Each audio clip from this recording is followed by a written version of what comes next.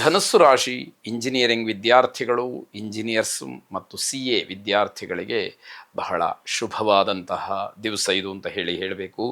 ಮಕ್ಕಳು ಮೊಮ್ಮಕ್ಕಳಿಗೋಸ್ಕರವಾಗಿ ಹೆಚ್ಚು ಹಣವನ್ನು ಖರ್ಚು ಮಾಡ್ತಕ್ಕಂತಹ ಯೋಗ ಕೆಲವರಿಗೆ ಒದಗಿ ಬರ್ತಕ್ಕಂಥದ್ದು.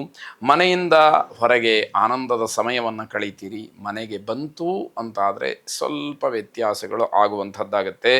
ರಸ್ತೆ ಬದಿಯ ಆಹಾರ ಸೇವನೆಯನ್ನು ಖಂಡಿತವಾಗಿ ಈ ದಿವಸ ಮಾಡಬೇಡಿ ಅನ್ನುವಂಥದ್ದು. ಅದರಿಂದ ಆರೋಗ್ಯದಲ್ಲಿ ದೊಡ್ಡ ಪ್ರಮಾಣದ ವ್ಯತ್ಯಾಸವಾಗುವ ಸೂಚನೆಗಳು ಇದೆ. ಹಾಗೆ ವನದುರ್ಗಾದೇವಿಯನ್ನು ವಿಶೇಷವಾಗಿ ಪ್ರಾರ್ಥನೆ ಮಾಡಿ ಮನಸ್ಸಿನಲ್ಲಿ ವ್ಯಾವಹಾರಿಕವಾಗಿ ಮನೆಯಲ್ಲಿ ಇರತಕ್ಕಂತಹ ಎಲ್ಲ ದುಗುಡ ದುಮ್ಮಾನಗಳು ದೂರವಾಗಲಿ, ಮನಸ್ಸಿಗೆ ಸಮಾಧಾನ ನೆಮ್ಮದಿ ಅನ್ನುವಂಥದ್ದು ಸಿಕ್ಕಲಿ, ಶುಭವಾಗಿ. ಮಕರ ರಾಶಿ ಆರೋಗ್ಯದಲ್ಲಿ ಏನೋ ವ್ಯತ್ಯಾಸಗಳು ತತ್ಕ್ಷಣದಲ್ಲಿ ಆಗುವಂಥದ್ದಿದೆ. ನಿಮ್ಮದೇ ಆದಂತಹ ಒಂದು ಲೋಕದಲ್ಲಿ ವಿಹರಿಸ್ತಾ ಇರ್ತೀರಿ, ವ್ಯಾವಹಾರಿಕವಾಗಿರ್ತೀರಿ, ವಿದ್ಯಾರ್ಥಿ ಜೀವನದಲ್ಲಿ ನಿಮ್ಮ ಸಮಯವನ್ನು ಕಳೀತಾ ಇರ್ತೀರಿ. ಇದ್ದಕ್ಕಿದ್ದ ಹಾಗೆ ಆರೋಗ್ಯದಲ್ಲಿ ವ್ಯತ್ಯಾಸಗಳಾಗುತ್ತೆ. ಅದನ್ನು ತಾತ್ಸಾರ ಮಾಡದಲೇ ವೈದ್ಯರ ಸಲಹೆಯನ್ನು ಪಡ್ಕೊಂಡು ನೀವು ಅದಕ್ಕೆ ಪರಿಹಾರವನ್ನು ನೋಡಿಕೊಳ್ಬೇಕು, ಕಂಡುಹಿಡ್ಕೊಳ್ಬೇಕು. ಸ್ವಯಂ ವೈದ್ಯವನ್ನು ಮಾಡಿ ಮತ್ತಷ್ಟು ತೊಂದರೆಗಳನ್ನು ಮಾಡಿಕೊಳ್ಬೇಡಿ ಅನ್ನುವಂಥದ್ದು. ಓದಿನ ವಿಚಾರ ಕೊನೆಯ ಹಂತಕ್ಕೆ ಬಂದಿರತಕ್ಕಂಥವ್ರಿಗೆ ಉದ್ಯೋಗಕ್ಕೆ ಅವಕಾಶಗಳು ಸಿಕ್ಕುವಂಥದ್ದಾಗತ್ತೆ. ನಿಮ್ಮಿಂದ ಸಾಲ ಪಡ್ಕೊಂಡಿದ್ದಂಥವರು ಈ ದಿವಸ ಹಣವನ್ನು ಹಿಂದಿರುಗಿ ಕೊಡ್ತಕ್ಕಂತಹ ಸಾಧ್ಯತೆಗಳು ಹೆಚ್ಚಾಗಿದೆ. ಇವೆಲ್ಲವನ್ನು ಗಮನಿಸಿದಾಗ ನಿಮಗೆ ಒಂದಷ್ಟು ಒಳಿತು ಅಂತಕ್ಕಂಥದ್ದು ಹೆಚ್ಚಾಗಿಯೇ ಕಾಣುವಂಥದ್ದು. ವಿಶೇಷವಾಗಿ ಸರಸ್ವತಿ ದೇವಿಯನ್ನು ಪ್ರಾರ್ಥನೆ ಮಾಡಿ ಅನುಕೂಲ ಇದ್ದಂಥವರು ಪಾರಿಜಾತದ ಹೂಗಳಿಂದ ಸರಸ್ವತಿ ದೇವಿಯನ್ನು ಅರ್ಚನೆ ಮಾಡಿ ಶುಭವಾಗಿ. ಕುಂಭರಾಶಿ ಒಂಟಿಯಾಗಿ ಕುಳಿತು ತುಂಬ ಸಂಕಟವನ್ನು ಪಡ್ತೀರಿ. ನಿಮ್ಮ ಸಮಸ್ಯೆಗಳು ಮನಸ್ಸಿನಲ್ಲಿ ಆಗ್ತಾ ಇರತಕ್ಕಂಥ ದುಃಖ ನೋವು ಇದನ್ನು ಬೇರೆಯವರ ಜೊತೆಯಲ್ಲಿ ಹೇಳ್ಕೊಳ್ಳೋಕ್ಕಾಗ್ದಲೇ ಹಂಚಿಕೊಳ್ಳೋಕ್ಕಾಗ್ದಲೇ ಸಂಕಟವನ್ನು ಪಡ್ತಕ್ಕಂಥದ್ದು. ಯಾವುದನ್ನೂ ಸರಿಯಾಗಿ ಸಮಯಕ್ಕೆ ಸರಿಯಾಗಿ ಮಾಡ್ತಕ್ಕಂತಹ ಮನಸ್ಸಿರೋದಿಲ್ಲ. ಯಾವ ಕೆಲಸಗಳೂ ಸರಿಯಾಗೋದಿಲ್ಲ, ಸಮಯಕ್ಕೆ ಸರಿಯಾಗಿ ಆಗೋದಿಲ್ಲ. ಹೀಗೆಲ್ಲ ತೊಂದರೆಗಳನ್ನು ನೋಡಬೇಕಾಗತ್ತೆ.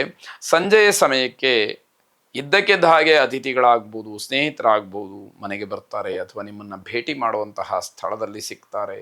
ಹೀಗೆ ಅದು ಒಂದು ರೀತಿಯ ಏನೋ ಆಶ್ಚರ್ಯವನ್ನು ಉಂಟು ಮಾಡ್ತಕ್ಕಂಥದ್ದಾಗತ್ತೆ. ಅವರ ಉಪಚಾರದಲ್ಲಿ ಅವರನ್ನು ಮಾತಾಡಿಸೋದ್ರಲ್ಲಿ ಕಾಲ ಕಳೆದು ಹೋಗ್ತಕ್ಕಂಥದ್ದಿದೆ. ಸಾಂತ್ವನ ಹೇಳ್ತಕ್ಕಂಥವ್ರು ಇರುವುದಿಲ್ಲ. ನಿಮಗೇನು ಸಮಸ್ಯೆ ಆಗಿದೆ, ನೀವು ಯಾತಕ್ಕೆ ದುಃಖ ಪಡ್ತಾ ಇದ್ದೀರಿ, ಯಾಕೆ ಕಣ್ಣೀರು ಹಾಕ್ತಾ ಇದ್ದೀರಿ ಅಂತ ಕೇಳೋರು ಕೂಡ ಗತಿ ಇರುವುದಿಲ್ಲ ಅನ್ನುವಂತಹ ಸ್ಥಿತಿಯಾಗತ್ತೆ. ಅನ್ನಪೂರ್ಣೇಶ್ವರಿಯ ಆರಾಧನೆ, ಅನ್ನಪೂರ್ಣೇಶ್ವರಿಯ ಪ್ರಾರ್ಥನೆಯಿಂದ ನಿಮ್ಮ ಮನಸ್ಸು ಸ್ವಲ್ಪ ಮಟ್ಟಿಗೆ ಶಾಂತವಾಗಬಹುದು ಅಂತಕ್ಕಂಥದ್ದು ಶುಭವಾಗಿ. ಕೊನೆಯದಾಗಿ ಮೀನರಾಶಿ, ನೀವು ಏನೋ ಆಸೆಯಿಂದ ಕಟ್ಕೊಂಡಂತಹ ಕನಸುಗಳು ನುಚ್ಚುನೂರಾಗುತ್ತೆ. ಇದರ ಅರ್ಥ ನೀವು ಅಂದುಕೊಂಡಿದ್ದ ಆಗೋದಿಲ್ಲ ಅನ್ನುವಂಥದ್ದು. ಮಧ್ಯರಾತ್ರಿಯವರೆಗೂ ಕೂಡ ಮಾತುಕತೆ ಸಂತೋಷದಿಂದ ಕಾಲವನ್ನು ಕಳೆಯುವಂತಹ ಪ್ರಯತ್ನ ಮಾಡ್ತೀರಿ. ಆದರೆ ಅಂತಹ ಮಾತುಕತೆ ಅಥವಾ ಸಂತೋಷ ಸಾತ್ವಿಕವಾಗಿರಬೇಕು, ಒಳ್ಳೆಯದಾಗಿರಬೇಕು ಅನ್ನುವಂಥದ್ದು ಅಪೇಕ್ಷಾ.